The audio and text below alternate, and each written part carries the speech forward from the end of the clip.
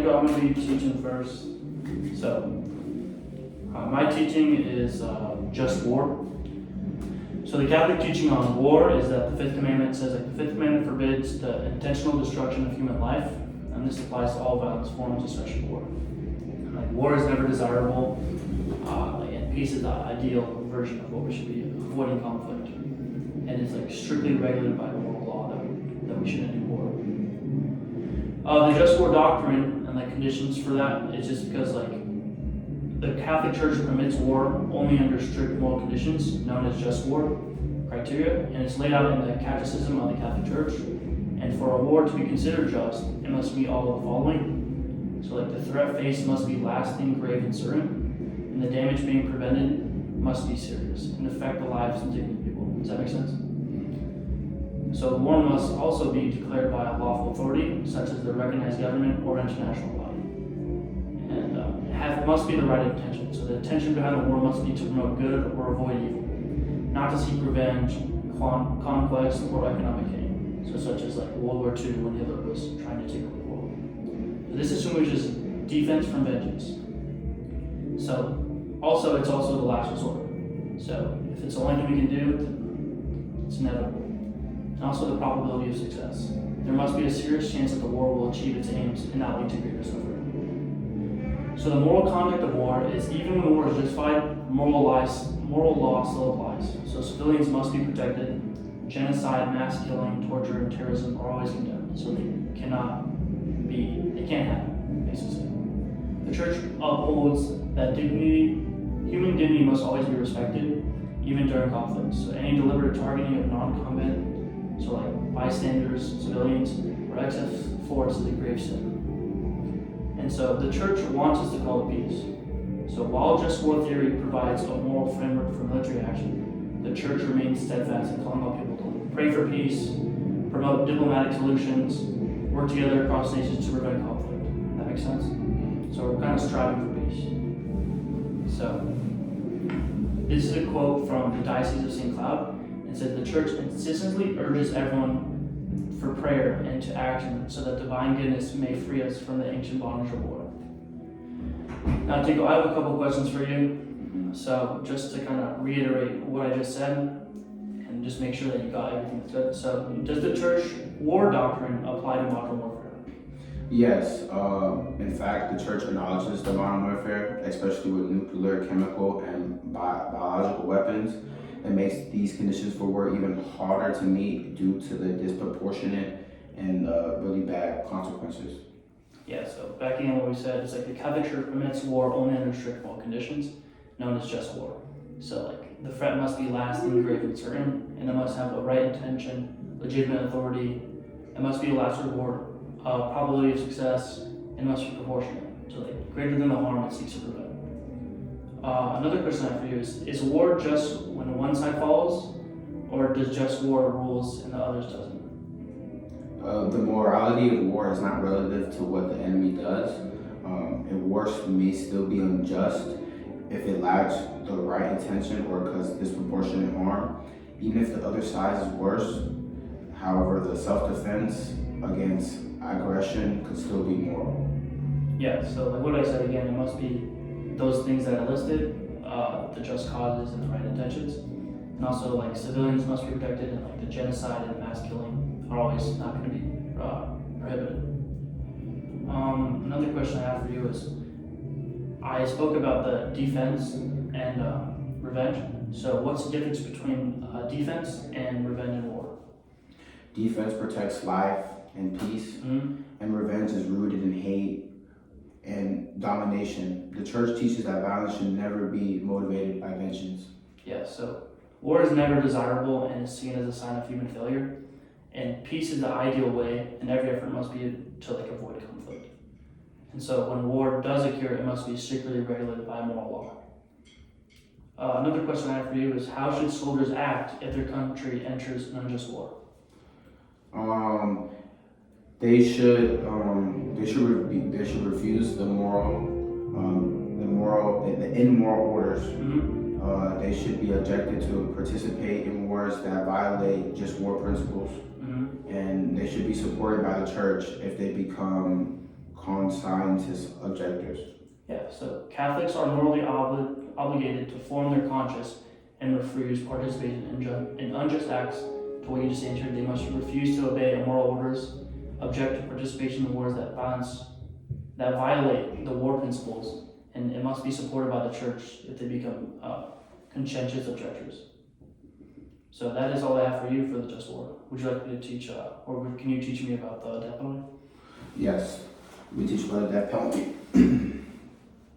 All right. The Catholic Church teaching on the death penalty. The Catholic Church now teaches that the death penalty is bad in all cases because it is an attack on the dignity of the human person. This is developed in the church teaching as recent as 2018. While capital punishment was once accepted as a legitimate means of protecting society and showing justice, Pope Francis has made it clear that the modern systems of justice provide non-lethal means to this effectively. Therefore, the death penalty is no longer morally justifiable. Mm-hmm. Boom. That's one thing I wanted to talk about is why the church now opposes of the new death penalty.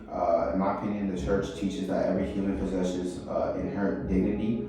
Even after committing serious crimes, no one could be reduced to their worst action. Pope Francis and the UCCB empathizes that murderers too could retain their human dignity, and only God is the one who's really judged them. You know, Pope Francis even says that not even a moral murderer loses his personal dignity, just meaning that everybody is as equal, no matter how bad they are. Another example is that the church teaches that there are sufficient means today to protect the society without killing anyone. Life imprisonment without parole, for instance, is valuable, the non-lethal way to prevent further harm by restoring life. Someone has said, I have read, it says, it is possible to imagine that states today have no other means than capital punishment to protect the lives of others from unjust aggressors. Another one is that justice, error, and abusement of power. Pope Francis and the church leaders point out that the wrongful convictions happen and the death penalty cannot be reversed once carried out. It has also historically been used to silence, distance, and to further show potential in unjust situations. Another thing is that Catholic teaching empathizes that punishment must allow for repentance, redemption, and transformation. Just meaning that if someone was to commit really bad sins, that they should have a chance to go over it and see if that's who they really were. The goal of justice is not just for revenge, but for restoration, aligning with Christ's mercy and forgiveness towards all sinners. How has this been taught over time? While the church once allowed capital punishment in limited circumstances, recently, under recent develops, especially under Pope John Paul, Benedict, and Pope Francis, have reevaluated this teaching, and since the 2018 revision of the CCC 2267 reflects a deeper understanding of the gospel, and it's not a contradiction of past leadership. Pope Francis calls this an organic development of Catholic teaching. Also, the church also acknowledges that some Catholics may struggle with this updated teaching, especially given the long history. However, the church teaching authority calls all Catholics to form their consequences in the light of current Catholicism, which reflects the most faithful understanding of the culture and tradition today. Catholics are intended to move from these rebusted justice to restore mercy towards others. One way I want to end it was that Catholic Church opposition to the death penalty reflects a self-centered point of view, because that since one that prioritizes mercy, forgiveness, and the potential of a wasted conservation, instead by opposing the death penalty, the church upholds the sacredness of life and calls all society to reflect God's love, even towards the ones who have done wrong. Is everything I'm saying you understand it? Yeah, so like I kind of get what you're saying, like how it's trying to teach us how sacred life is, and that the death penalty shouldn't just be abused to like take other people's life, even though like they should have another chance to be able to kind of forgive themselves. Good. I have a couple questions for you. Sir, I said, what is the Catholic Church current teaching on the death penalty? So the Catholic Church teaches that the death penalty is like admissible in like all cases.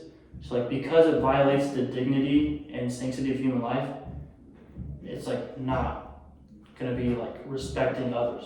So like this teaching was like, what you said it was updated in what, 2018? 2018, yes. Yeah, so it was like that. So like it violates the dignity and sanctity of human life. So that's what it's kind of teaching.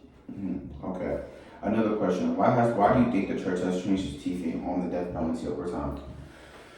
I think like the church's view has evolved because of a deeper understanding of like human dignity. So like the ability of modern society to protect people without execution, and the desire to reflect the mercy and justice of Christ. And like Pope Francis, you said it right. Pope Francis calls this a development and not a contradiction of like the past teachings. Okay, good. One of my last questions. What do you think Pope Francis would say about the dignity of the worst criminals? I would say like Pope Francis says that like not even a murderer loses his like personal dignity, I guess, or like other people like that. And that if we don't deny dignity to the worst criminals, we don't deny it to anyone. It's like this is just a core reason the church opposes the death penalty. Okay. Yes, sir. Thank you so much for listening to me, Vincent. Yeah, thank you. Thank you for teaching me.